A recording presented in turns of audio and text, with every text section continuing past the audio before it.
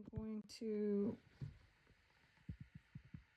reiterate something that I was shown several years ago, and I think I did put it in a video. I know I told my friends. I'm pretty sure I did put it on Facebook.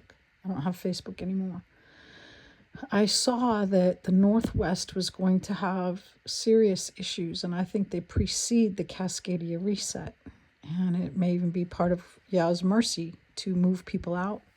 But what I saw was people having to literally walk out of certain areas, and that there would be people at some point beginning to be stationed outside of these places, ready for them, ready for people.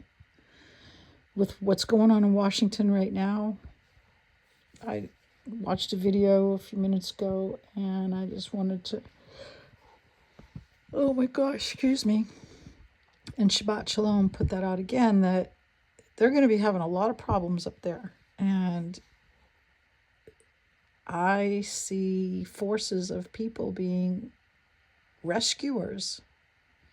And to me, that's part of the laborers being thrust into the harvest that Yeshua talked about. Okay, I am going to post this. So we are going to need people to be rescued en masse. There's going to be lots of people that are going to need help in the days, months, and few years ahead. And seeing that video just broke my heart, because there's people on evacuation orders. Families don't have money even for gas. So I don't know if it's, when these people will begin to move to those areas, move out in rescue teams to rescue people.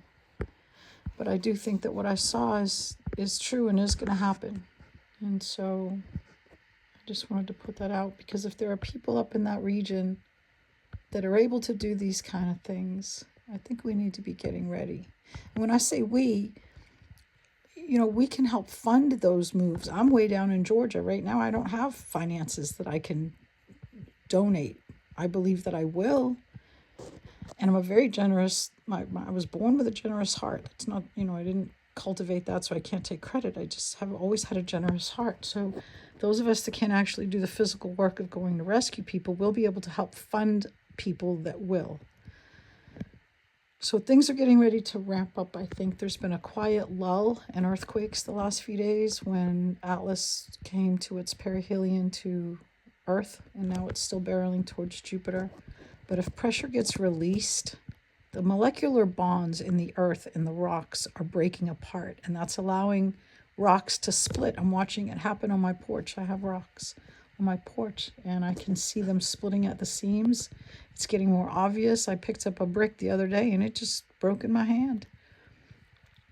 And I know that can happen if things sit around a while, but that's happening in the earth, and that's why we're seeing all those sinkholes in Turkey. There's going to be a massive, massive land drop. I think it's going to be like in Kazakhstan.